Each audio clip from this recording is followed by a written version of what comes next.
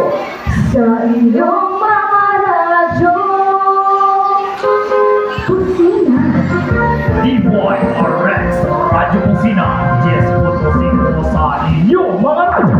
DYRX, maaasahan kahit kailan at kahit saan man. Mula sa pila ng Radyo Kusina, narito ang iyong mga tagapagbalita. Magandang araw, Pilipinas! Ito ang inyong kakusina, Anton Jan Villarante. Maayong adlaw sa Panwang Silay. Boses ng Kabataan, Miles Pasera. Ulo ng mga nagpapagang balita. Isang pagkay na tagpuan sa Camarines Norte.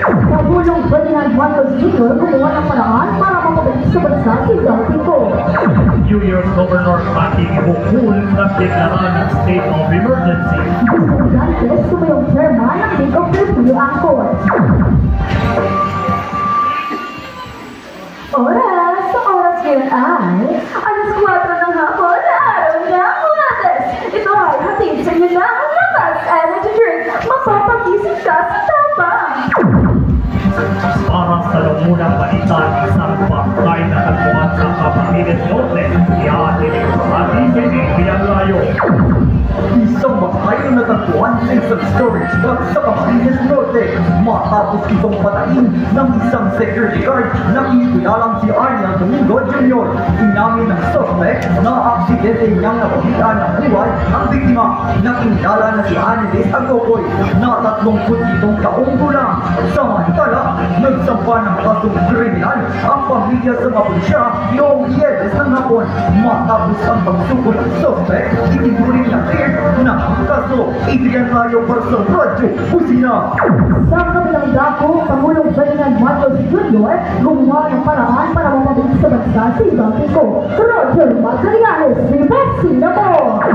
Pangulong Ferdinand Marcos Jr. ang Department of Interior and Local Government na gawin lahat ng paraan para mapabilis sa bansa si dating Ferdinand Zautico na hindi karaan sa matagal na proseso matapos kasuhan ng August pa siyang bilang Zautico sa ilong sa 280 milyong manual yung floor control project sa Oriental Mindoro. Ayon kay Mola, pagkabako ng Exhibition Treaty of Philippines and Portugal, pinoproseso nila ang renovation kay Go. Roger Magallanes para sa Radyo Kusina. Ang pamayanan ng ipapagpainit na balita sa pagbabalik ng Radyo Kusina.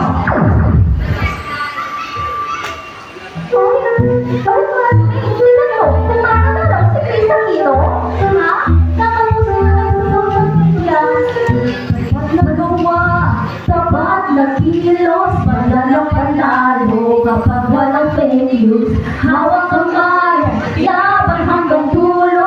Mga Pilipino, magtulungan na tayo. Fake news ay iwasan para sa magandang kinabukasan. Ang pananang ito ay natin sa inyo ng bilang ito.